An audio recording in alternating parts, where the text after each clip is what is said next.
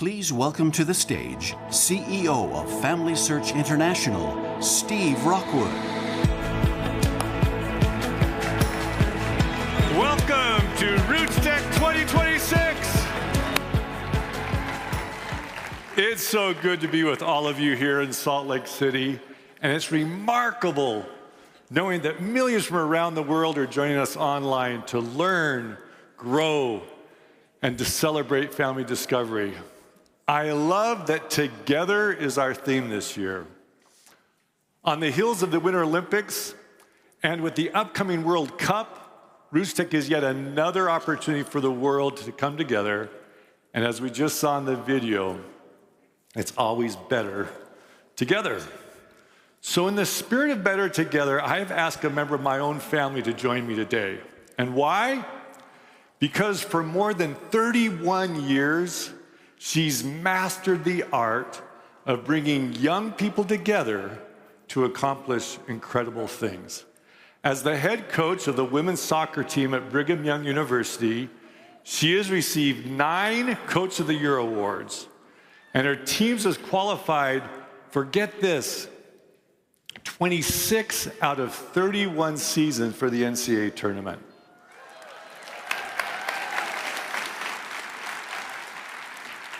And then this also is amazing.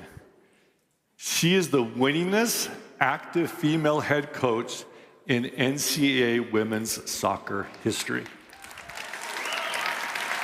So ladies and gentlemen, please give a warm welcome to my first cousin and coach of this year's Big 12 tournament champions, Jennifer Rockwood.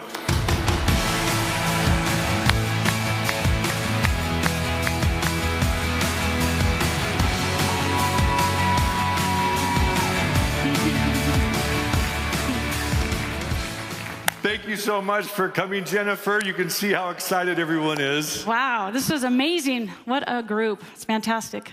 Now, ladies and gentlemen, while this is the first time Jennifer and I have ever been on stage together, this is not the first time we've been in front of a camera together. So, Jennifer, I wanted you to tell me if you've ever seen this photo before.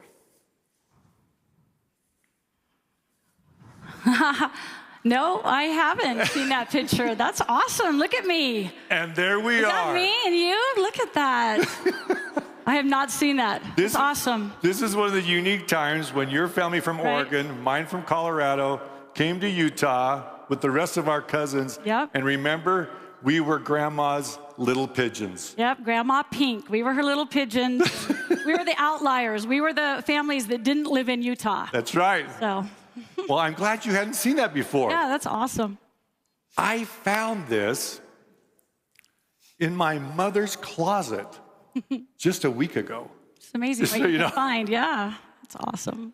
So, Jennifer, we invited you to RootsTech today because when I think of together, like we saw in the video, and this powerful idea of better together, I think of you. Better together isn't just a phrase, it's your job. Yeah, it is a job. And one of the biggest things of my job is bringing young people together. That's the biggest part. I do it all the time. And seeing that video really resonated with me because it captures what coaching is all about. Building a great team starts with building positive relationships and a positive environment. Our staff and the girls, they create a culture of hard work, relentless focus, and a commitment to discipline. We all come together by knowing and trusting and choosing to believe in each other. And that belief unites players around a shared vision of what we're all trying to achieve. And teams that come together with love and respect can accomplish so much more than if we were a group of individuals. One year, we even used the term better together as our team motto and our major core value. And even today, the BYU Women's Athletic Department uses that phrase, better together, as their motto. And I want you to know, I didn't know that until yesterday. So this is incredible. Are you serious about this? Yes, every year, every fall, we have the annual fall dinner for all of the women athletes to celebrate that we are just so much better together and that we're here to support each other. And that belief unites people around a shared vision of what we're trying to achieve and what we want to become. And everyone needs to understand the why behind the work and the grind. And when your why is clear, that shared purpose becomes a force that can turn a group of talented individuals into a championship team. Okay, so you speak of the why. What's the why for you and the teams that you lead?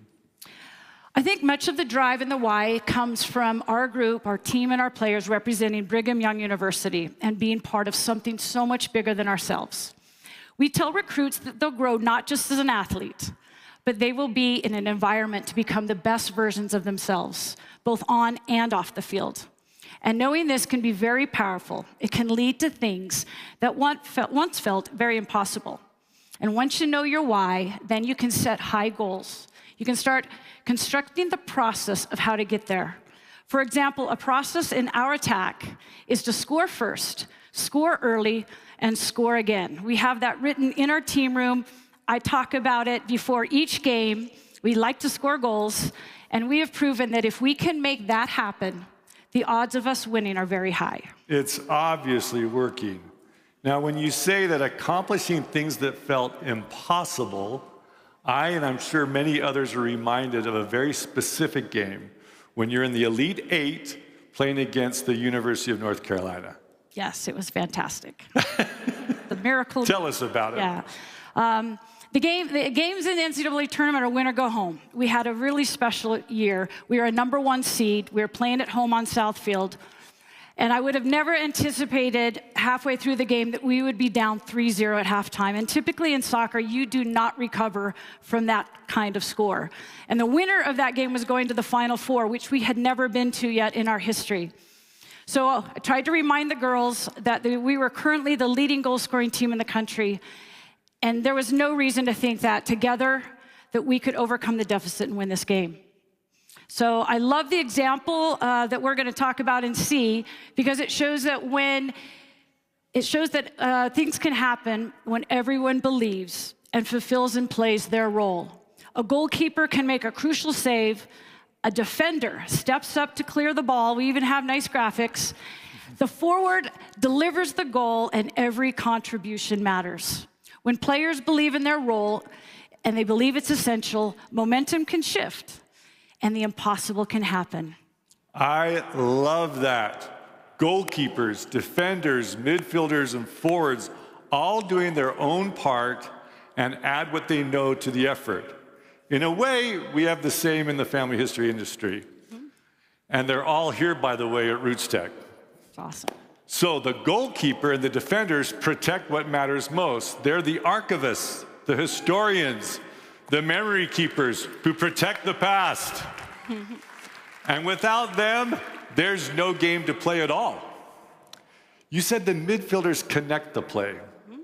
These are the census takers, the photographers, the digitizers.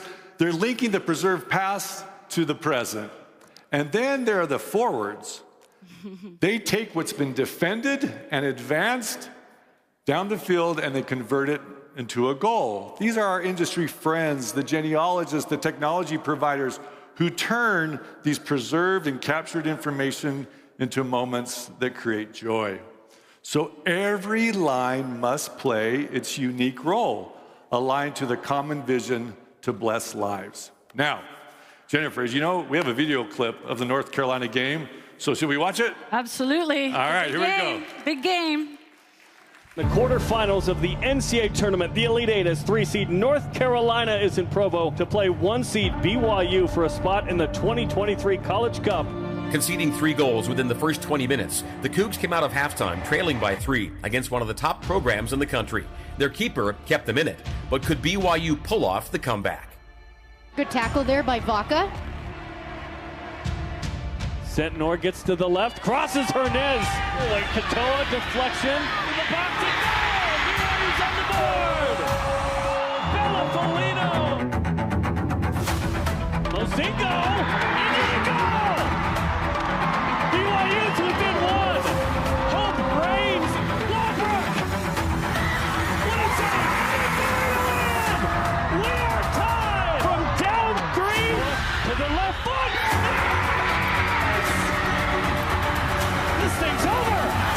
BYU just came back down 3-0! We witnessed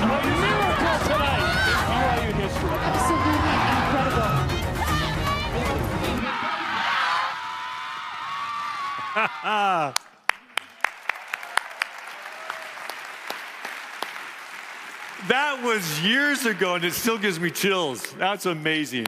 What in the world did you tell them at halftime? It was a magical game for sure. I walked into the team room and I wrote 75 on the board. And I told them that's how many goals that they had scored already this season. And that there was no reason that they couldn't believe and couldn't score 3 or 4 more. I reminded them if we focused on our process, if we dictated the tempo for 45 minutes, and if everyone did their role, that we could change the momentum and expect to win this game. And Lynette made some amazing saves. Jamie defended. Brecken shined like crazy. And Liv scored the winning goal with just minutes left. That is so cool. Ladies and gentlemen, I think of the family history industry as a World Cup soccer team. Soccer is the world's game. It's played in every nation, across every culture, in packed stadiums and in dusty fields alike. The rules and the goal are always the same, and the joy is the same, no matter the language spoken in the stands. Family history, as you know, is just as global. Every culture has ancestors. Every nation keeps records. Every family has stories. And everywhere in the world, when someone discovers who they are and where they come from, the feeling of joy is universal. I want to thank each of you for creating the environment and culture of trust and respect that Jennifer mentioned in this industry. While the upside of the industry is incredible, at times we can actually feel like we're down 3-0 in trying to achieve the impossible as we navigate through the opportunities and the challenges of digital transformation, sustainable funding, changing privacy laws, and how to responsibly apply AI to all of the aspects of the work. But just like Jennifer's team, we will navigate through all of that with success as we move forward together. Now, Jennifer, the video showed us the power of discovery and connection when 2 people simply take time to ask each other a few questions. So let's do the same. All right, let's go down here. Ready? And I'm just going to ask you, though, one question over and over again, okay? We're going to play a little game, all right? Okay. I'm going to show you a series of photos, and the question is, like the one I showed you before with the 2 of us, have you seen this? Okay, so look over this screen. Ready? Yep. Have you seen this? Or that? Or that? I have not. I think I've seen the hunting one. The hunting one, yes. Okay. I haven't seen the other 2, though. So these are the 3 brothers of the Rockwood family. Your dad is the favorite young one, right? Yep. Those young ones are always troublemakers, though. Like, I think he was like 12 years younger than my dad. Wow, yep. My dad's next to him with the brown hair, and then the oldest brother's LeVar. Right. And you see how they grow up, and then there's the wonderful Aunt Diane. Yes. Amongst the 3 boys, yes. He is the best. That's where we always stayed. We hung out at her house when we came to visit Grandma Pink. Aunt Diane, yep.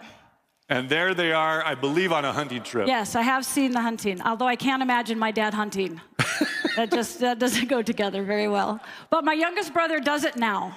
None of the rest of us. To honor his ancestors. That's right. Yep. And to probably honor his major ancestors who got to the top of the food chain. Right. So, I found these in the same closet as I did the other one.